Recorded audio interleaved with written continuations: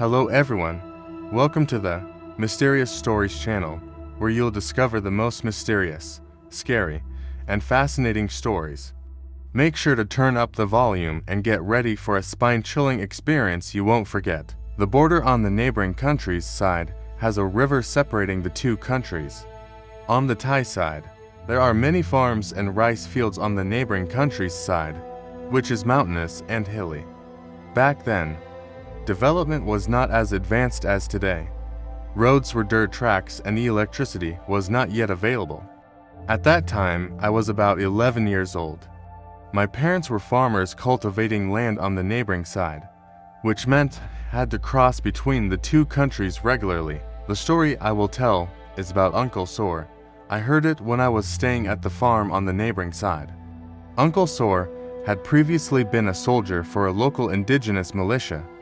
Originally, this militia was part of a larger indigenous military group, but Uncle Sore had separated to join an opposing faction. During that period, the conflict between the opposing forces and the indigenous forces was quite intense. The two groups hated each other deeply and would clash violently whenever they encountered each other. The area where Uncle Sore was stationed was a conflict zone overlapping the territories of both forces. One night, Uncle Sore was on patrol with about 10 soldiers. Their mission was to ambush and attack indigenous forces. At dusk, they heard the sound of two motorized carts approaching their ambush point. Uncle Sore and his team prepared for action. When the carts arrived, they found them filled with villagers, women, children, and the elderly from the Thai side, who had crossed over to work on the neighboring side.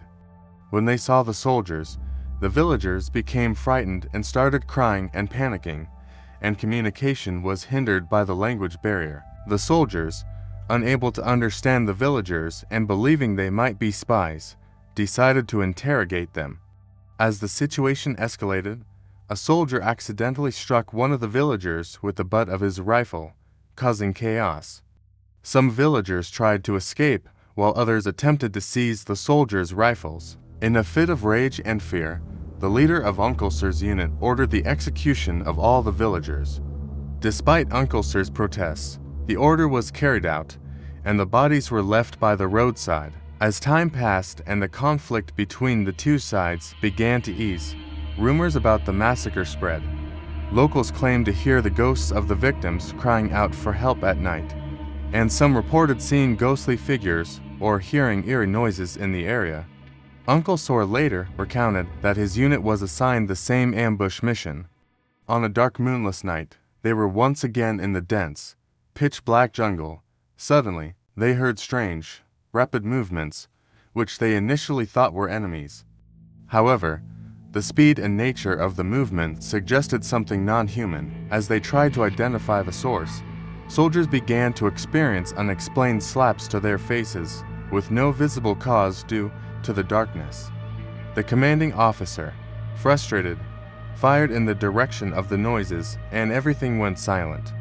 In the quiet, Uncle Sore heard his comrades gasping for breath. He rushed to find one of his soldiers being straddled by a large, dark shadow, which was strangling him. When Uncle Sore touched the shadow, it felt rough and unnatural. The shadow then spoke, warning him not to interfere.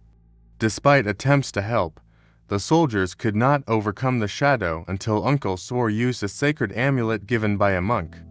The shadow then fled, leaving only the amulet behind. Uncle Sore ordered everyone to rest as they had to return to their base in the morning. By dawn, what Uncle Sore saw was his friend who had been strangled the previous night. The body lay rigid in a state of shock, eyes wide open, mouth agape, and there were greenish bruises around the neck in the shape of fingers, indicating that the person had been dead for some time. As daylight came, Uncle Sore saw that where his friend had been lying was actually a mound of earth with feet of a corpse sticking out.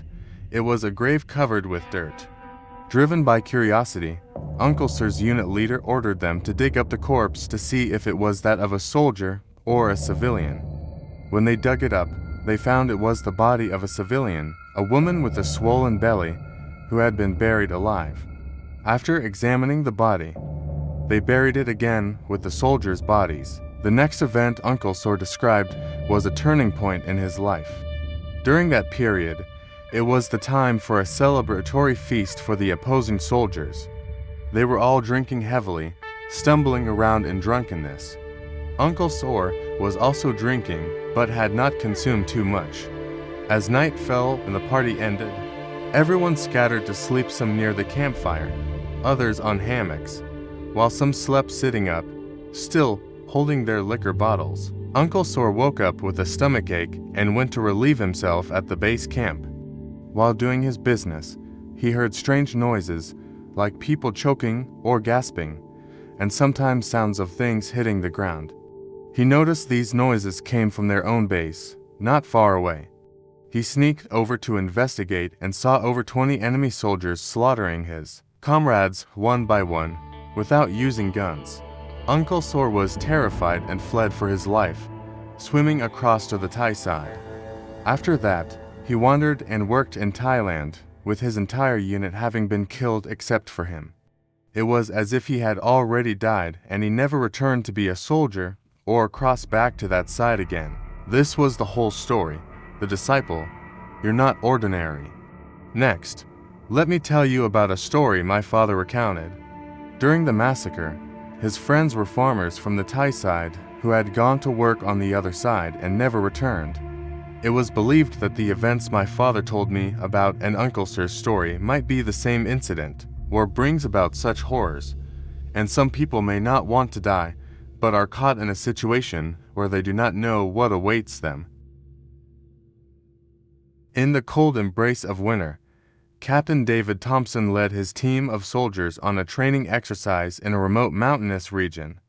The mission was simple yet challenging: navigate treacherous terrain, practice survival skills, and return in 2 days. His team included Sergeant Mark Johnson, Corporal Susan Miller, Private John Lewis, and Private Emily Davis. They were a well-trained, disciplined group, though the haunting tales of the area lurked in the back of their minds. As they set out, the snow crunched under their boots, and the cold wind bit at their faces. The forest was dense, with towering trees that blocked out most of the sunlight. As they trudged through the snow, they remained vigilant, scanning their surroundings for any signs of danger. Several hours into their trek, Corporal Miller halted suddenly. "Captain, you need to see this," she called out, pointing to the ground. The team gathered around to find an enormous footprint, far larger than any known animal in the region. The print was fresh, the edges sharp in the undisturbed snow. "Is it a bear?" Private Lewis asked, his voice tinged with unease. Captain Thompson shook his head, examining the depth and unusual shape of the print.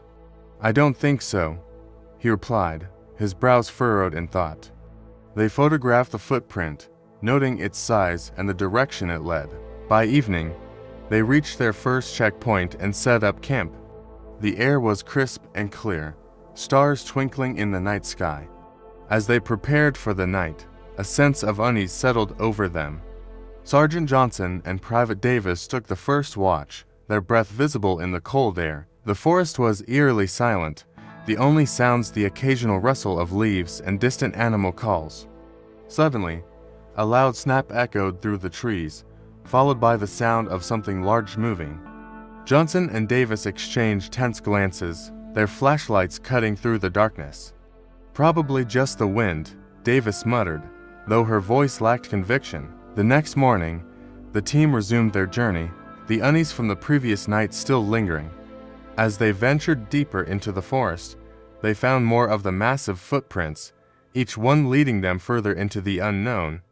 The path led them to a clearing with broken trees, the ground churned up as if something huge had passed through. Captain Thompson examined the scene, his concern growing. "Something big is out here," he said quietly. The team pressed on, their senses heightened, every shadow and sound taking on new significance. As night fell, they made their second camp. This time, Thompson and Miller took the first watch. The night was colder, and the forest seemed even more menacing. Suddenly, a loud thud and the sight of a large tree swaying violently caught their attention. "Did you see that?" Miller whispered, gripping her rifle tightly. Thompson nodded, his eyes scanning the darkness. They woke the others, and the team huddled together, their flashlights creating small islands of light in the vast darkness. Without warning, a series of loud crashes surrounded them. Trees shook as if something enormous was moving through the forest. The soldiers' flashlights revealed fleeting glimpses of a massive, shadowy figure darting between the trees. "What the hell is that?" Lewis shouted, panic evident in his voice. Deciding it was too dangerous to stay, Captain Thompson ordered a retreat. They quickly packed their gear and began their descent, constantly looking over their shoulders. The crashing sounds followed them for hours until they finally reached the base camp at dawn. Back at headquarters, the soldiers reported their encounter. Skepticism was met with the physical evidence of the massive footprints they had photographed. The mission was officially recorded as an unexplained incident, and the area was marked as off-limits for future exercises. The tale of the Yeti encounter spread through the ranks, serving as a chilling reminder of the unknown lurking in the remote wilderness. While some dismissed it as mere legend, those who experienced it knew better. Something immense and terrifying roamed the forest, hidden from the eyes of mankind. If you enjoyed today's story, don't forget to like, share, and subscribe to our channel, Mystical Tales, so you won't miss out on more eerie and thrilling tales in the future. Thanks for watching, and see you next time.